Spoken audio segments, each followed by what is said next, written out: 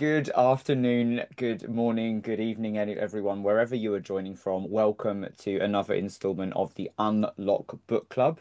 I am your host for this afternoon for this session. My name is Neil Hudson Basing. My pronouns are he, him. I am the Community and Events Director for We Create Space. If anyone needs a visual description, I have blonde, tousled hair, a bit of stubble, some facial piercings, a white We Create Space Pride t-shirt on, and a little cardigan, and I have a backdrop of my trainers. You are going to meet our wonderful author shortly, Andrew. It's lovely to have you here. Thank you so Thank you for much having for. me. Well, absolute pleasure, and so excited to dive into this conversation about the book with you. For those of you that, those of you that know, the book is called "Do You Believe in Life After Loss?" And every time I hear it, I cannot help but think of Cher's song "Do You Believe in Life After Love?" So it's just seemed very fitting to come into that. Before we jump into the conversation, though, I just want to take you through a little bit of what to expect. We're in the welcome phase right now. We're going to do a grounding exercise.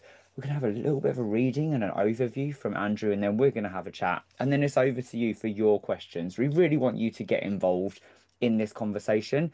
You can communicate with us throughout the session by sharing your thoughts and experiences in the chat box. Pop your questions in the Q&A box. And you know what? Why the hell not? If you want to ask a live question, raise your hand and we'll come over to you. Just a little bit about Unlock before we start. Unlock is our queer leadership network and it is powered by We Create Space. It's a community-led learning platform and network, and we want to support queer leaders in business and in life.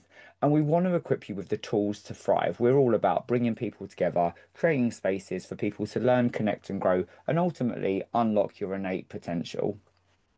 Our network is made up of future LGBTQ plus leaders, professionals, entrepreneurs, and experts coming together to all learn from each other. When we think about the way we learn from each other when we collaborate and co-production and all of those things.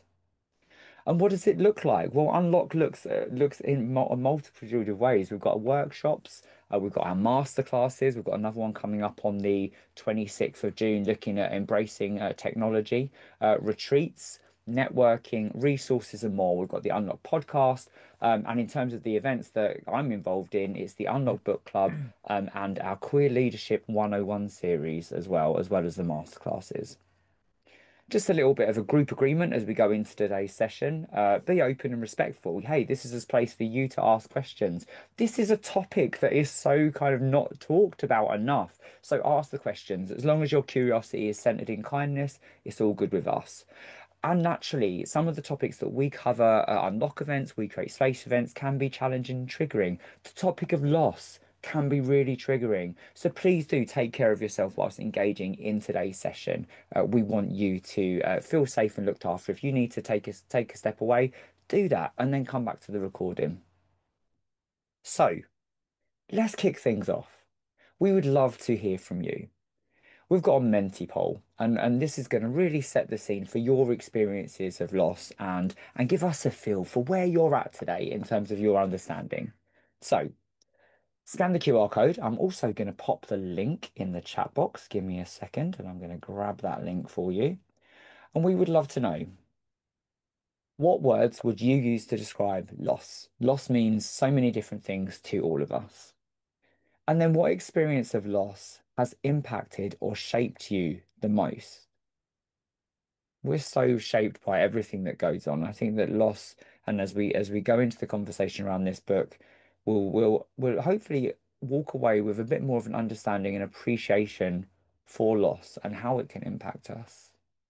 So I'm just going to give you a moment for that, and then I'm going to bring up some of the results. But Andrew, do you want to take a moment to introduce yourself while our lovely guests are taking part in a Menti? Yes, I'd love to. Thank you all so much for coming today and this experience. And thank you for the intro music, Neil. That was amazing. I feel like that should be the start of every book event. My name's Andrew Flewitt. I'm an author and podcaster, and I released Do You Believe in Life After Loss? Queer Stories of Loss, Hope, and Resilience on the 21st of May. It's my debut nonfiction book, and I'm very excited to be here today and talk to everyone about it. So thank you so much for attending. Thank you so much for being here. And it's so, you're in a period of real excitement, right? Mm. Now, right now. Yeah, it's so exciting, and it's just getting to do events like this and talk about the book after it being kind of in my mind and in progress for a couple of years is really really nice. So yeah, it's a thrill to be here. Well, we love having you here. Thank you so much. Thank you. And our Unlock book series is all about kind of shining a spotlight on authors who are using their voices to harness the power of storytelling to create meaningful change. And I think that when we think about the book, which focuses on queer stories of loss, hope, and resilience, is so that change is really really needed in terms of how we harness that ourselves.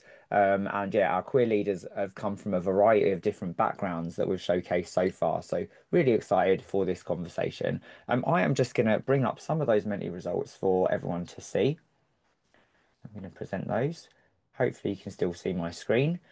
So what words would you use to describe loss? Understanding, rebirth, sorrow, resilience, grief, loneliness, end of a journey, heartbreak, death, history, bereavement, and change. Those are some beautiful, beautiful words there. Andrew, any that you'd add? Sorry, I lost you there. Yes, absolutely. Yeah, well, there's so many there that are just so poignant and so kind of relevant. But I think opportunity is a word that comes up as well for me. I think sometimes we go through these situations and it can feel so difficult. But then things change and we have opportunities within that. And I think that definitely comes out in the book too. So yeah, opportunity would be one that I would use. Yeah, and someone's actually just put freedom in there as well, and it's so true. It's such a taboo topic still. It's still so underappreciated in terms of the importance of talking about it. I know we're going to dive into that a little bit more. Yeah, absolutely. So, what experience of loss has impacted you or shaped you the most? I can see that one person has responded with loss of my grandfather at a young age. This is anonymous, by the way. That one really resonates with me. My nan Mm, died when I was 19, and that was over half my life ago now, and it still feels like yesterday in terms of that emotion. That it really and the intensity at the time hit me like a ton of bricks, and I still feel it. It can shape you in the most profound ways as well. mm. I think I've got three main ones that I can share. Probably when I was six, my brother died, so he was older than me, but that was a big change of dynamic in our family.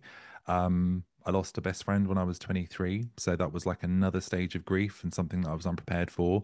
And then, everything kind of happening in 2023, which I write about, was the next stage. So I think, yeah, it really can inform you or inform how life kind of works out. And without even realizing it, sometimes it kind of shapes us and it takes time to reflect back and think, okay, that's the reason why I feel that, this way about this, or that Yeah, experience, gave me that or whatever. So, yeah. that's it. Yeah. Um, we've got loss of a parent, and my mother was perpetrator, so her death meant a release for me. Wow. This is exactly it. It's complicated, it's nuanced, and it isn't. Loss is not easy in whatever form, whether a release or it comes with so many complex emotions, and I know we're going to talk a little bit about that. But before we jump into a conversation, we are in for a real treat. Andrew, I know that you've prepared a short reading for us, Yeah. and then if you're happy to give us an overview of the book, and then we'll dive into conversation. Yeah, absolutely. So I'll do a small reading first, and it's a small part of the intro, which I think is, good place to start. So I'll start with this. So let's get going with stating the obvious. Loss is an inevitable reality of life, something that we will all face in various ways and at different times throughout our lives. Perhaps this is not what you want to read when you're starting a new book. I appreciate it may not be seen as an exciting hook, but please do go on. I promise it's not all doom and gloom, and it's for this very reason that I wanted to write the book. In 2023, I experienced personal change in my life, which you've guessed it involved loss. If someone had told me a year ago that I'd be writing a book about the loss following the death of a parent, the ending of a family dynamic, and a separation from my partner, I think I would have done whatever I could mentally to reject the very prospect of these situations becoming my reality. Control is something I've come to realize is fruitless and frankly a waste of life energy. We have very little control over most things in life, especially when it comes to endings and the grand plan that life has in store for us, which is scary. When meeting with a therapist in the summer of 2023 to talk about the changes and loss I'd experienced, I also discussed situations that I believed I'd healed from, because they came up as a natural part of the conversation. I found myself right back to a difficult situation that I'd experienced in 2007, feeling the emotion as if it was happening right there and then. The therapist stopped one of our sessions and said to me that I'd had to deal with a lot of loss and endings in my life. He was surprised and wanted to take a moment to acknowledge this. I didn't have an answer for his statement, I just agreed. Maybe the loss I have experienced throughout my life has provided an internal resilience to face future challenges that I didn't know I had. I spent so much of my life in my head trying to control situations so that nothing went wrong that maybe I didn't realize that I had this inner resilience stored up to help me when I needed it. This got me thinking whether this is a common trend for other queer people too. Do we have an internal resilience because of our experiences with finding ourselves and growing up queer? Or do we become more resilient as we navigate life because of the situations we encounter, including loss, that continue to shape us and how we approach and navigate life as time goes on? After speaking with my therapist, I now understand that I did experience loss from a young age. And even if I didn't understand it at the time, it shaped me and how I perceive the world and how I live my life. And it's continued to do so throughout my adulthood. And I'll leave it there. There's lots more in there, but yeah, I'll leave it there.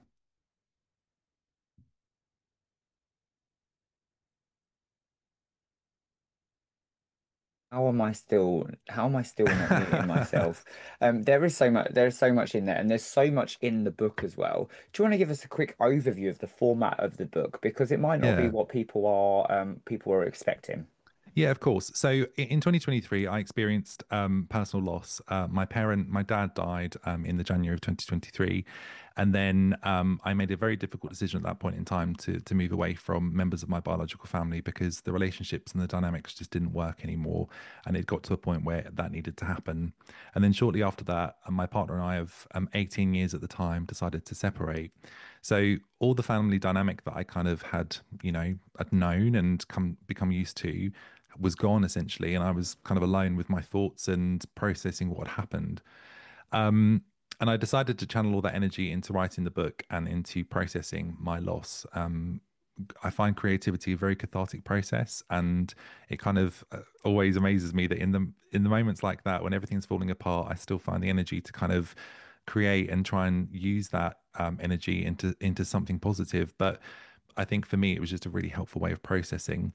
And then when I started to write my story down, I spoke to a publisher who talked about other examples of loss as well, and we agreed that actually loss is very nuanced. It's very different for a lot of people, and it really does come in a variety of ways in life. So we started thinking about other types of losses and other stories in the queer community. And I had a couple of questions that I wanted to investigate as well. One was, do we believe in life after loss? What happens when loss happens? How do we rebuild ourselves? Um, I also wanted to understand whether growing up queer provides us with that resilience, to tap into when we least expect it, because we've always had to kind of filter ourselves or be on guard or high alert. So do we have that stored up to help in the most challenging situations?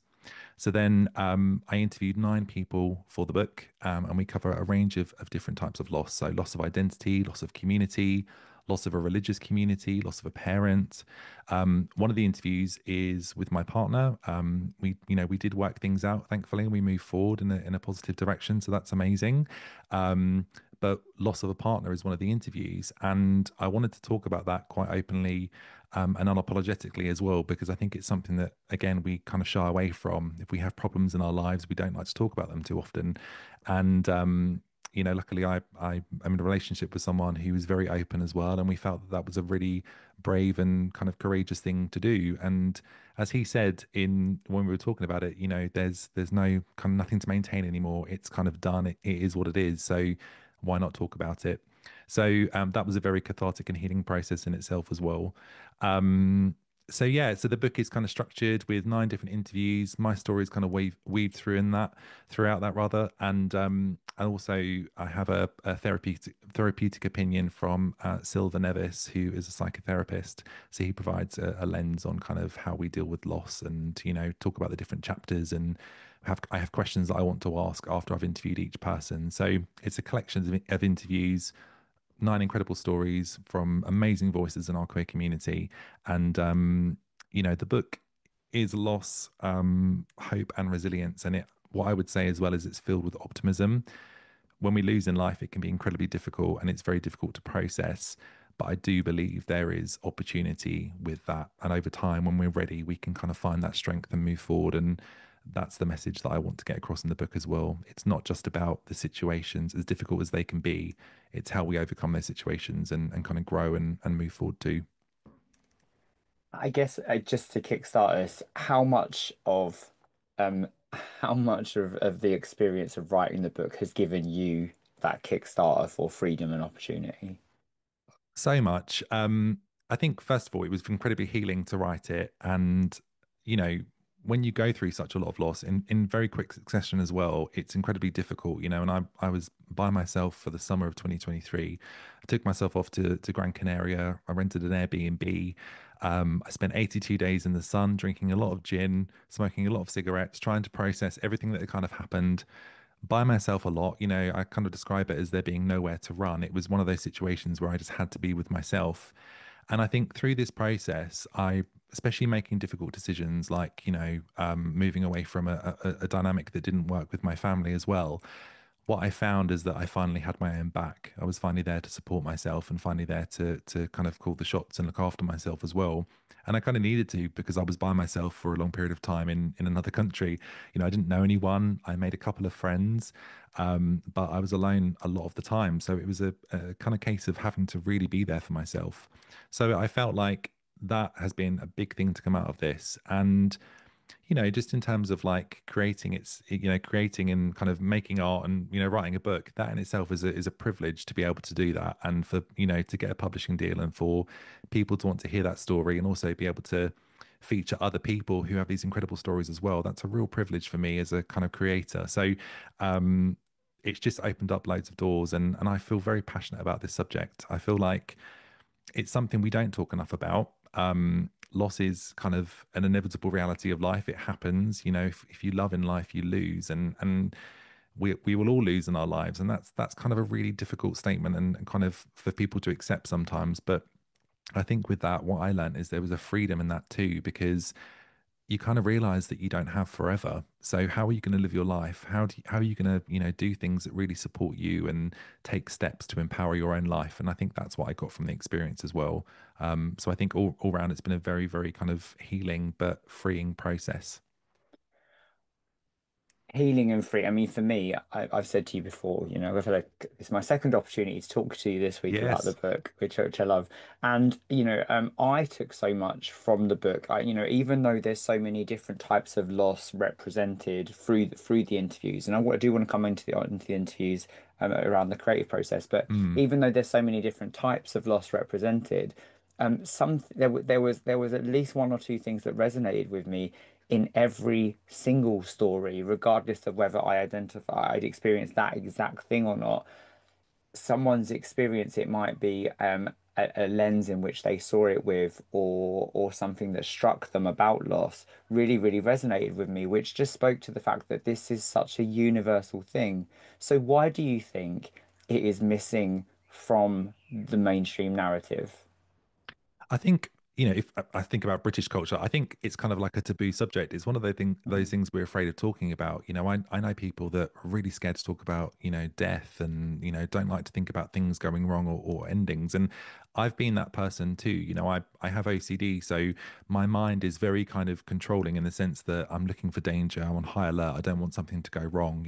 I've had that condition since I was a kid, although I didn't do anything about it for a very long time. But I kind of realized that that was a narrative that I tried to control in my life as well. And then when things did kind of go wrong and end, it was like, okay, that didn't actually do anything.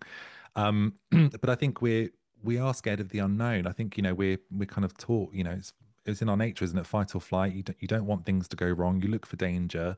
Um, and I think in talking about it, it is incredibly freeing. But we need it. We need to have those conversations because we can help other people, we can support other people, we can help them heal too.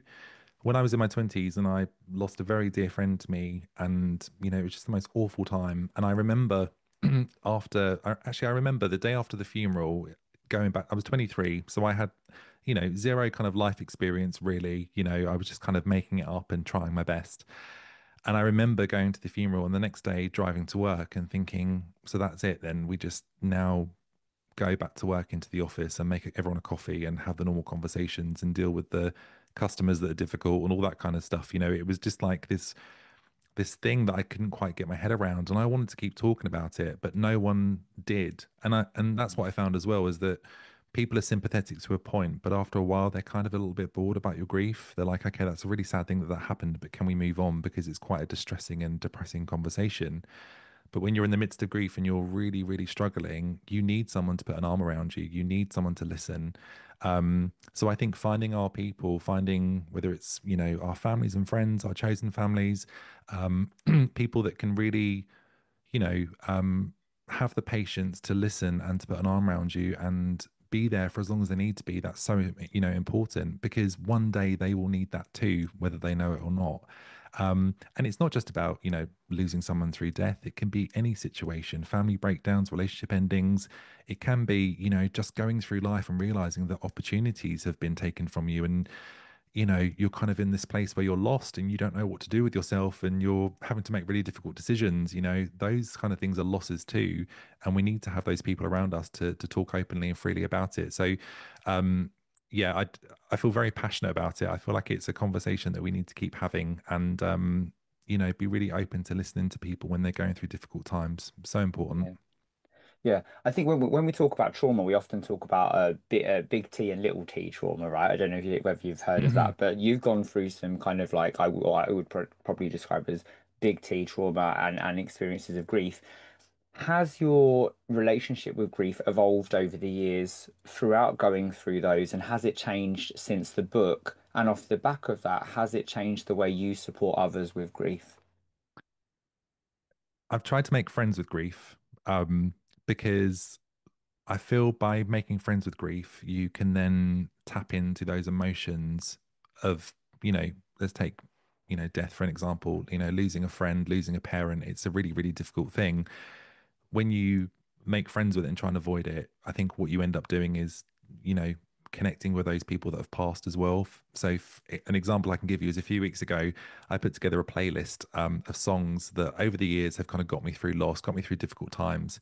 And there's songs on that playlist which I listen to on repeat. I can't tell you how many times. Like, if you could do Spotify playlists, the numbers you get at the end of the year, back in 2007, there would have been some clear favorites on my playlist. And I could feel myself right back to that situation, right back to that time, being 23 again, like devastated.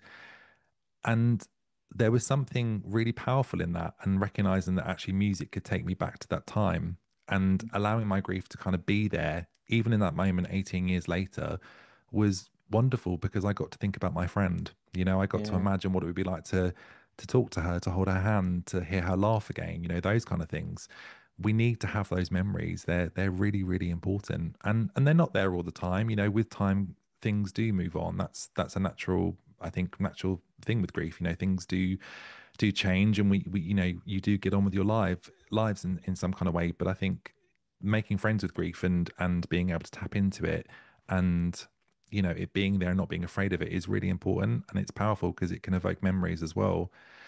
Grief for me as well, I think what I kind of realized when writing this book, and actually what I'd say is it's so much easier to talk about this now. If this had come out 12 months ago, I think I'd have been a bit more vulnerable and wouldn't have had maybe the emotional resilience myself to be able to even freely talk about it without maybe getting a bit emotional, because it doesn't go away.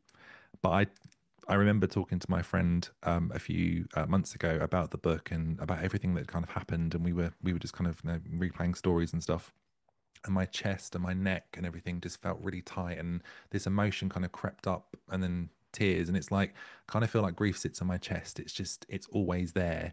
Like when you lose something or you've gone through a difficult time, I don't think it ever leaves your body. But again, it's like I've learned to allow it to be there. I've learned to kind of make friends with it in a way and appreciate it for what it is. yeah. But it's difficult, and it's difficult, and everyone will have their own individual journey with it. There's no, one right way of dealing with it, I don't think. Yeah. Have people, I am not someone that particularly leans into it. Mm, Going to visit my nan's grave is still incredibly painful, like mm, 23 years later, which seems wild. So it's probably something that I struggle with as well. What has been the response like to people? You know, have you found that people have been opening up to you and telling you about their stories of loss and grief? And you know, has this prompted your understanding even further since writing the book? Yeah, so I'm beginning to really believe in the laws of the universe a lot more over recent Okay. months, and because I keep meeting people who I don't know. I've met someone on a plane, on a holiday resort, you know, conversation in a cafe, and a conversation will open up. What do you do? And I'll say again, it's something that I'm getting more comfortable with. I'm an author. I've written a book because I feel a bit apologetic about it for the first kind of 12 months because it's like, oh, even though I don't mind attention, it was a bit like, you got to kind of find your own time to kind of claim these things. So I started talking about it a bit more openly, and every conversation that I had like that, someone was going through something, we're processing something, we're talking about their experiences. And there's part of me that kind of just thinks, is there something in motion here? Like, is the universe sending me people, or, am I meeting people by chance because of this situation? Or maybe it's because I'm a bit more open with my own Mm. story and just talking about it so freely that people feel comfortable to have those conversations. But there's been a number of times where that's happened. And I keep thinking, is this a coincidence or is there something a bit more in motion here? I don't know. Um, but yeah, I think I've had some lovely messages, and after the book event in Brighton, I had some lovely messages from people that came to the event and stopped me afterwards and wanted to talk about their situation and how much what we talked about had resonated. And I think the reality is everyone's going through something, not just loss. Life is tough right now. It's tough for our community. It's life is incredibly difficult. So none of us kind of escape any of this. And I think sometimes being able to open up a conversation for someone, even if they're not expecting it or I'm not expecting it, is a privilege really. Because if someone feels that they're able to talk about something they're going through for 5 minutes and it, alleviates any kind of pressure or stress or worries or whatever they're feeling, then that's a great thing, isn't it? We can help people just by being open. Yeah, yeah. Thank you. I mean, JP's just put, I think people want to talk about loss, but we don't really learn how to until it happens to us and we're in the thick of the in the emotions, and then we all know how hard it is to communicate then. I guess what's been the biggest thing that you have had to overcome when it comes Mm. to channeling your loss into this creative output? I think it was just a very healing process in the sense of writing the book. And there's a lot that's not in the book that I wrote because you can't put everything in No. a book, for example. But also, if you're writing about people and situations and they're still around, you have to be careful of things like defamation of character and all that kind of stuff. So when your personal stories are very, you have to be really careful with them. But also, I didn't want this book to be negative or about kind of, everything that had kind of gone on in my life. Obviously, there's a lot in here that I talk about it, but I think it's good to have a bit of balance as well. But even the process of doing the kind of, unpublished version and just kind of sitting in a cafe, listening to music and just like power typing because I was cross or I was going through something, that in itself was great because I was getting it out. Um, and again, if I go back to my 20s, I didn't have a creative outlet and I Mm. fell into a really deep depression in my mid 20s. I was quite poorly and I didn't really get the help I needed to. And if I could tell my younger self that, it would be to get help sooner because I think we can't underestimate the power of, asking for help, but also getting the right medication, the right type of support, that kind of thing. But I do think that if I'd have had a creative outlet then, if I'd have been podcasting or writing or doing something, it might have helped my grief. But I think it kind of took over. It was just all consuming for about 3 or 4 years. And Yeah. gradually, things moved on. But I think creativity is kind of my savior, really. And now I'm creative. I can't stop. I just think it's something I'll do forever. That's such an interesting life lesson to learn, right? You could see past Andrew totally consumed, whereas Mm, now you're able to snap into things that you know are going to be good for you, taking yourself away and processing creativity. And I know that community is something that's also been really important to you mm. through this process, but also beforehand. How would you advise people to go about finding their own channels of processing grief and loss? I think you have to do what feels right for you. I don't think there's one right answer. I think I would always recommend, support. Can't underestimate that enough in terms of speaking to someone, whether it's a friend, someone that you can really confide into, or medical professional if you really need some support. Um, but journaling, even like record, so there's sometimes where I just record stuff on my phone. I'll just make a small video or just do a voice note or something I'm feeling to get it out. Because again, with having OCD and a mind that kind of ruminates, if I don't get it out, it will just be there and it will just keep going round and round and round. So it enables me to kind of speak on what's going on and then just, try and move forward. And you don't resolve everything, but it's helpful in the process of doing that. But I also think as well, going back to creativity, something a bit lighter. I I was a bit of a stifled creative for so many years. I think there was so much that I wanted to do and just didn't have the courage to do it. And I don't know if that's because of how I identified or whether I had confidence in, because I'm a confident and outgoing person, but there were some things that was just like, oh no, this is too embarrassing, or I can't do this, or people will laugh, or the shame you feel from school or from past experiences or what people have said to you over the years, it doesn't just go away. So I think for a long time I felt really apologetic about wanting to do any of that kind of stuff. And when the time was right, I was like, no, I have got a voice and I want to like tap Mm, into my community and I want to create art and I want to interview people. And why can't I interview that person? Why can't I yeah. knock on that door and ask for that interview or whatever? And I think the bolder I've kind of got, the more the world has kind of opened up for me as well. Yeah. Um, and also, as you know from the book, I'm a very big fan of Tina Turner. And what I would like to do the comparison here is that Tina's career started again in her early 40s, and I turned 40 last year. So who knows? This is going to be the next This beautiful chapter. this is the start, and but yes, beautiful chapter, but certainly don't want it to diminish any of your achievements so far. With Queer I Am, the podcast and Yeah, such, because that's beautiful, and actually you can see how Andrew's podcast Queer I Am has really shaped that in terms of amplifying people's stories, shining a spotlight on them, storytelling and community. I want to tap into creativity and ask you about three aha moments, right? yeah. Okay. Because coming up with like having deciding to write a book comes with a little bit of boldness Hmm, and a fair bit of audacity, right? To think I'm going to go do this, I could and do it's that. and it's yeah. And so aha moments that I'd like you to touch on briefly are: firstly, do you remember the aha moment where you decided I'm going to write a book? What was Yes. the Oh, aha moment where you decided that it would be almost an anthology of interviews, including your own? And then what was the aha moment where you decided, I'm going to put a queer lens on this?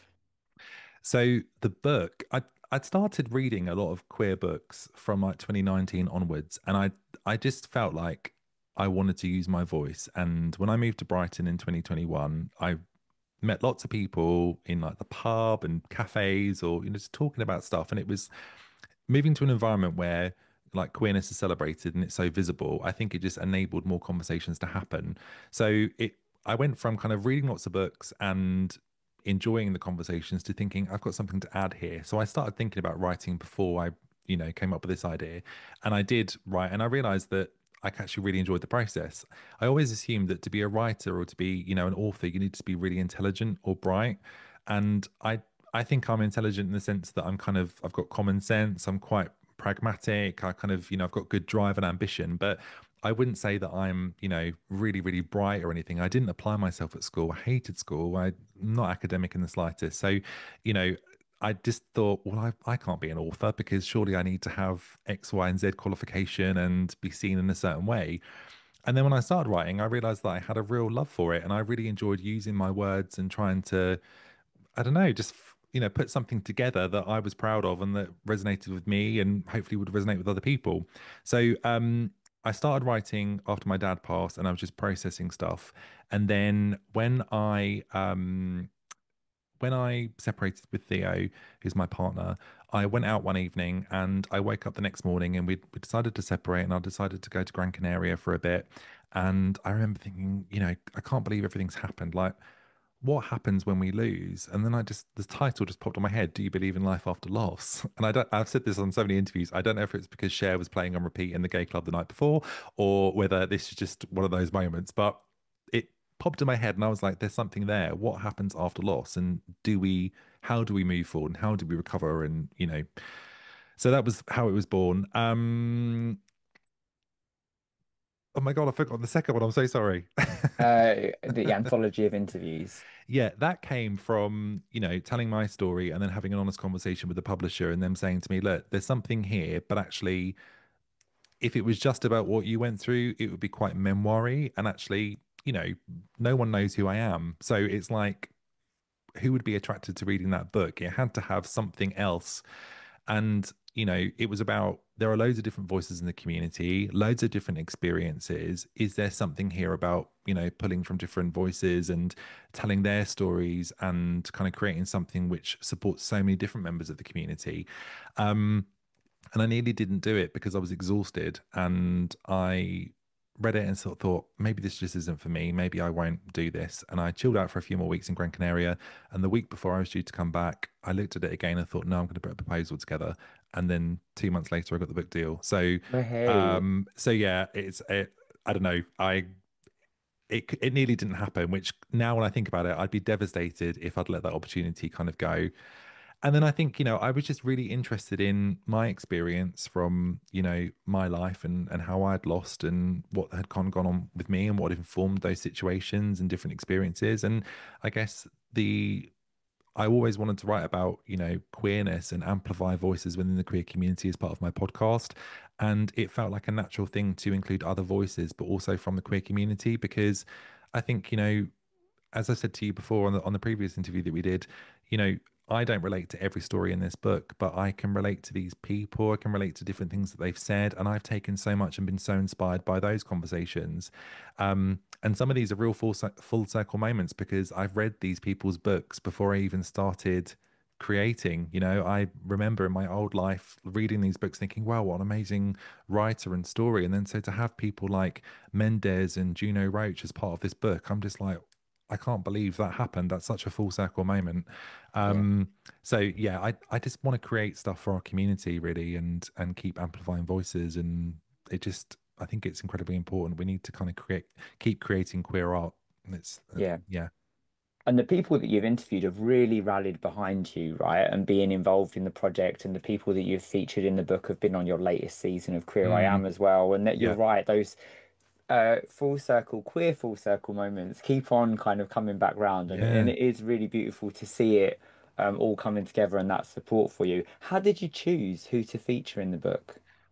There wasn't a sense of, you know, I must have this particular voice or this particular story. It was very much like, I'd read I knew of people, Mm, from interviewing and from kind of reading previous books and that kind of thing. So it was a case of putting stuff on socials and asking if people were interested, but then reaching out to people where I knew that they had interesting stories and just taking a chance and saying, I'd love you to be part of this. I think this would be a really good story. So it was a bit of a mixture of everything, really. But what I wanted to do is really represent so much. I mean, you can't represent the whole community in one book. It's just not possible. But I wanted there to be lots of different voices from different perspectives, different backgrounds, because I think that's incredibly important as well. There are so many stories out there that just don't get told, and I think I want to make stuff that where there's loads of different voices, where different people can tap into what's being said and it resonates with them, or they learn something from someone because they don't have that lived experience, for example. So that was really important to me, kind of create yeah. that sense of diversity and different perspectives and voices within the book. Absolutely, it is. It's diverse, it's broad, it's intersectional. But across all of it, there's a rawness, there's a Mm. vulnerability, and there's such a bravery in it as well. I don't know whether people would align with that, but the way that people tell their stories to me just really struck me as being all of those things. I would, I'm going to tap into this idea of being a queer leader, right? Hmm. And ask you, how does that sit with you? That title of queer leader as someone that is a champion of community and amplifying voices and storytelling, but also maybe, someone who's leaning towards being a bit of, whether the expert is the right word, but someone who is guiding conversations around loss. I think it's a privilege to be in that situation, to be completely honest with you. I don't think of myself in that way. I guess I'm just doing what I love, and I love creating, and I love telling stories. I've always loved listening to stories and interviews, and hearing other people tell their stories. So I just felt braver as I got older. I think, moving towards 40 and, realizing that I needed to do stuff that I really loved was really important for me. And, back in 2019, I got involved in a local Pride event and I was on a committee and I helped to bring Pride back to my hometown. And it was really small. There was about 4,000 people there, but it was such a moment and it was one of the proudest moments. And it really kind of opened up that interest in queer history and the legacy that we have, and how amazing it is to be part of it and what a privilege it is to be part of it as well. I'd spent so long in my life blending or trying to fit in that I kind of realized that queerness is a superpower, and it's something that needs to be celebrated unapologetically. And I feel so comfortable at this point in my life just saying how much I love being queer. Like, I would not change my life for anything. And if I go back 20 years ago, I probably would have had a sense of shame and would have felt really apologetic about saying something like that, and now I just don't. So I if I can do something in a small way by writing or making a podcast or speaking at an event, and helping other people realize that it is a privilege and it is a superpower and it's something that is to be celebrated, then that for me is that's great. If nothing else comes out of anything, that's brilliant. um and I think it's really important to have our communities back. We've all got to show up for each other, and we've got to, allyship. We look for allyship so much outside of our community, and I think we've really got to get our house in order as well in terms of that, and step up for each other more, and help people tell their stories or listen to people's stories or understand different perspectives so that we can all learn. Like, an expert I would never use, because there is so much that I'm still learning all the time. And I hope that that never stops as well. Yeah. Yeah. So yeah. And that shows in your work. This is a beautiful culmination of all of your work, and I know that's going to continue for a long time. I'm going to Thank throw it you. over to our audience for questions and ask if you have any questions, please pop them in the Q&A box. Drop your comments in the chat box as well. And if you want to raise your hand to ask a live question, let's throw that option out to you too. Yeah. Um, in terms of the creative process, this is a very bold, beautiful, visual kind of cover. It really Match your stands nails. out. It matches your nails, which I love. Um, how much of that did you get much say in that in terms of that being a process? What was the biggest thing you learned about yourself through the process of working with publishers? Because we might have wannabe authors on here, right, who are thinking, you know what? I really want to write a book on this subject, but I don't know what it's Mm. all about. I don't know what that experience would like. What would be your whistle stop kind of top tips for challenges and barriers around the writing process, the publishing process? Give us a little bit of a taste. I've learned so much throughout all of this. So the book cover, there was a cover before this which I didn't like, and I was really lucky the publisher were open to suggestions, and we talked about this kind of concept, and then this was born, and there was three to choose from, and this was just the boldest. I almost didn't choose it because everyone was having a Brat Summer last year, and I felt like it was just kind of aligning to Brat, and I was like anti Brat Summer. So I don't know. But then I looked at it and I just thought, no, this is so bold. And again, it's about optimism, it's about resilience, it's about moving forward with life. I didn't want it to be something that looked like you wouldn't want to read it. Like, there is Yeah. so much in this book that will inspire people, so it's bold and it stands out, and I love that, and I'm so pleased with it. The process of writing for me as well was I'm very structured. My day job, I work in HR, so I deal with projects all the time, and I'm kind of always have a to-do list and that kind of thing. So I was set a task to write it in like 4 months, and I think I did it in three. Oh, Um, wow. yeah, I kind of just like write, interview people, write, edit, that kind of stuff. The longer process was the editing, the legal Mm, review, going through that. That took almost a year, whereas the actual writing process was a few months. So at times I've forgotten that it's happened. I'm like, oh yeah, this book's coming out, because you kind of do it and then you move on to the next thing. Um, but I worked with a great publisher, great editors, where we kind of collaborated and they provided feedback and we kind of agreed on the right way for certain things to move forward. And there were times where maybe interviews were too long, but actually I was really clear that I wanted them to stay as they were, because to remove something would take away a major factor of the conversation. I didn't want that to happen. I wanted it to be just as it was.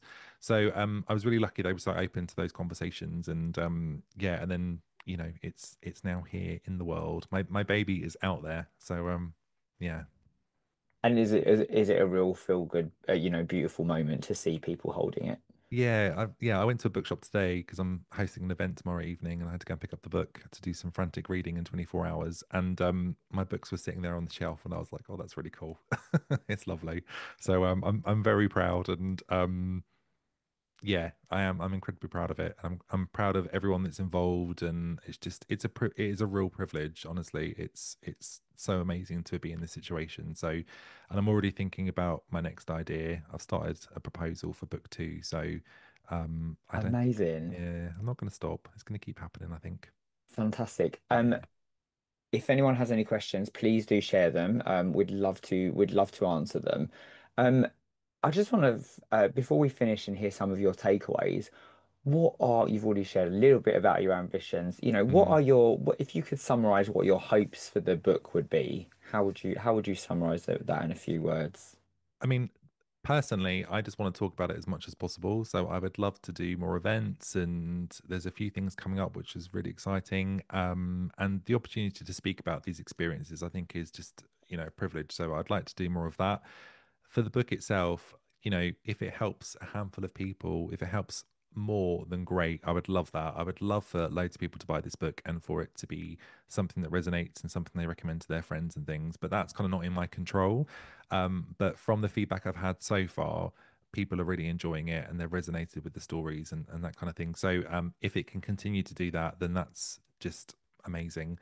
And of course, for me professionally as well, I'd like to write more um, and do more speaking or interviews. I'd even be bold enough to say that I would like to make the book into a podcast as well by its own name. So, and then tell more stories, because I think we just need to keep talking about it. So, yeah, I've kind of got an idea to write it and then see what happens with it. Going to be bold. I'm going to ask people to back it as well, I think. Yeah, I've been an independent creator for the last 3 years, and it's amazing.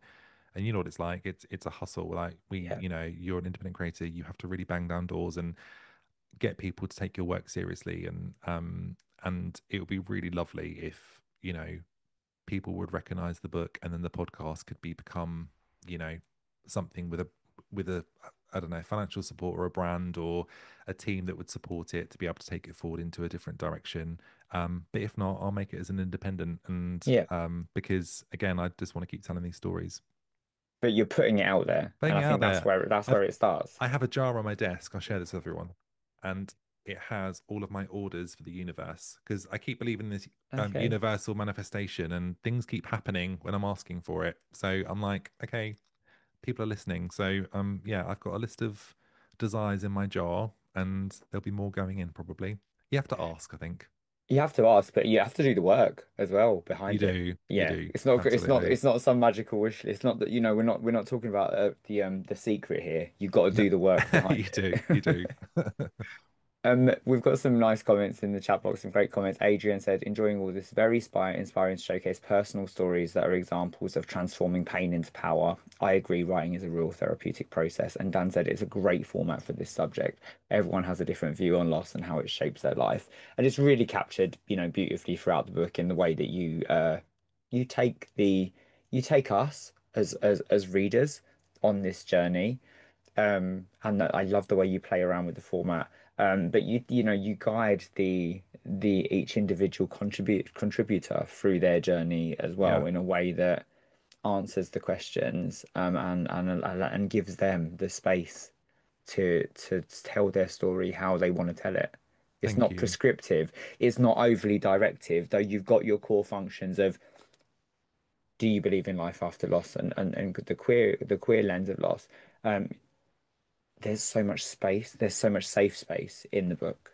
Got to be safe. I think when you're writing, you're interviewing, you're podcasting, you're hosting, you've got to create a safe space for people. And people sometimes, when I've interviewed on the podcast, they will go there without me even knowing they're going to do that, and Same. they'll throw something out, and I'm like, right, okay, that's where we're going. That's the route we're now going to take with this, this conversation. But to I don't. I've been in interviews where people have forced a question or tried to get something a little bit juicy out of a Yeah. conversation, and I don't like that because I just No. think, people want to talk about something, they will. Yeah, absolutely. One of the greatest compliment, I've heard this a couple of times, but for me myself as an interviewer, is saying someone said it's you. We Yeah, own we go there because it's you, and yeah, that to me as an independent creator, as someone that wants to create spaces, I don't think there's any greater compliment than that. absolutely. Saba, you would like to ask a live question. Saba, over to Ah, you. hi Saba. Hello. Hi, Andrew. I think we met recently at the Older Queer podcast shoot. Yes, hi. I was just typing in the chat. There's a couple of things. Actually, I would love to give you, I'd love to, I'm the LGBT network lead for the Royal Society of Arts. So I would love to invite you to come and do a webinar and talk about your Wow, book and talk about the journey you've been on. Doesn't cost you a penny, it's completely free, and it's a completely different audience. So there are LGBT people, but it's open to the network and to the public. wow, I would I'd love love that. to do Thank that. you. But also I just wanted to say, I mean, I love the subject death. I'm a little bit obsessed with it. And after my dad died in 97 and my mother died in 2015. So, and I've had a lot of death around me. But I know after my dad died, I was obsessed with death Mm, and I just wanted to talk about it all the time. And hmm. like you said, I mean, that was nearly 30 years ago, and people just don't want to talk about it. And I think I, I'm over 50, and I think as a younger person, you talking about it so openly and so eloquently, like you really come across as humble. Oh, And I think that's so beautiful and so needed because it is something that affects people at all ages, not just at an older age. And it's absolutely. something that everyone needs to be aware of and just have some grounding around and understanding around. And I think if you can be an ambassador around that, I just think it's such a beautiful thing that's really needed in the community because there's a lot of people that go through death, hear about death. I actually had 9 deaths in the last 12 months. My goodness. And I think the older you get in the community, the more you hear about them. Mm, So it's something that we really do need to kind of, it shouldn't be taboo, it shouldn't be stigmatized. And like the way you spoke about it, I just thought was such a lovely way of discussing it. And I think people will draw towards that than someone kind of talking about it in a kind of more morbidly or a very emotive way, kind of taking that out of it. So I just wanted to kind of applaud you and what an amazing job you've done. thank you so Give you much. that invitation and just keep doing what you're doing. I think this is just like you said, the beginning of your journey. I think it's really exciting. And yeah, the what I mean, you've kind of said what you're doing next, but how do you feel 2 years on from where you were? The fact that you are still talking about it. Like I said, it's been nearly 30 years since my dad died. I still talk about him all the time, and I still Mm. talk to him occasionally. No, it's nice. I think it's a good thing. Thank you so much for all those lovely comments. That's really, really lovely of you, and I'm very grateful. So thank you. And I would absolutely love to come on the webinar. So yeah, let's connect and let's have a conversation about that.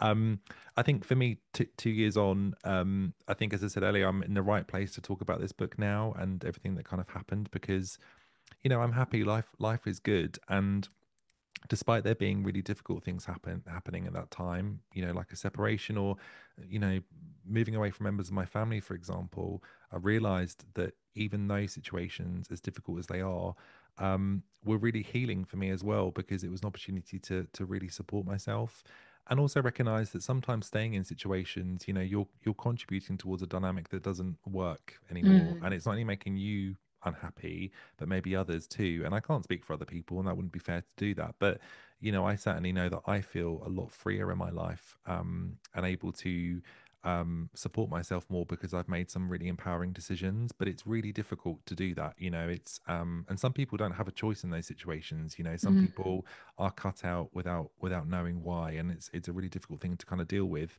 Um, but yeah, I feel like I completely agree with you. I think it's really important to talk about the people that we've lost, the situations we've gone through that, even doesn't involve death. I think, if we have a difficult situation, but we have insights so we can learn from something and we can help someone else. Sometimes these conversations come up years later and we realize that actually how much we've healed from them because we're talking about them again. Yeah, So I think I'm definitely in a better place now to be able to have these conversations. What was really lovely at the book launch in Brighton is that I got to read from the back of the book, which was a bit of a dedication to my dad, and I talked about our love of Tina Turner and our bonding over our love of music. And when my dad passed, I didn't go to his funeral because things had kind of all happened, and it was a very difficult decision to make. And I felt like at the book launch, I got to say what I would have said if I'd have read a eulogy. So reading that at that time in the bookshop 2 years later, I felt like a very powerful and yeah, a lovely way to mark our relationship and the life that he had and what that situation had kind of meant to me. And I was grateful that I got to do it in that way, if that makes sense. So I think sometimes when things are the time is right, you're able to have those conversations. amazing. Thank you. Thank you Thanks so so much, much, Saba. Saba. Thanks for always being here as well. Um, Andrew, I'm going to come over to you for some takeaways to see us out, if that's okay.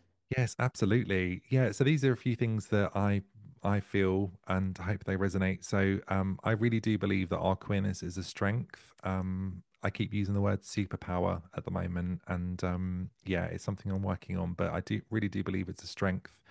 I think that we have an inner resilience to tap into when we need it, and it doesn't always feel like it. Times are really difficult. But sometimes when we really need to show up for ourselves and for other people in our community, we can, and I think we can tap into that resilience. And I do believe that there is life after loss. I think it may be different to what you expected, but it can open up doors for growth and opportunities when the time is right. But it's a process and it's something that we all have to do in our own ways at the right time. But I do think there is life after loss. You can be forever changed by it as well, but that doesn't always need to be a bad thing either. What a note to end on. Andrew, thank you so much for being part of the Unlocked Book Club. It's been an absolute pleasure to dive even deeper into this book with you. I look forward to another conversation, hopefully at some point. But thanks for being part of this and Thank taking you time so out. much. Thank Yeah. you. I really appreciate it, Neil. We absolutely loved it, and we would appreciate your feedback, whether you are watching online or whether you're in the room right now. So do scan the QR code. It takes a few minutes. I'll send out in a follow-up email, but it does mean that we know where we're getting it right and we know where we can improve. Also, we have a second Unlock Book Club coming up this month. It's Pride Month, so we thought why not showcase two authors. As part of our We Create Space Awards program, we are talking to Kyo Yoshida, who is one of our 2024 Queer Leader awardees. Kyo will be talking all about their new book, Pride and Prejudices, Queer Lives and the Law. With everything that was going on right now in society, it's a really timely conversation. So thanks for being part of the Unlocked Book Club, and we hope to see you soon. Cheers.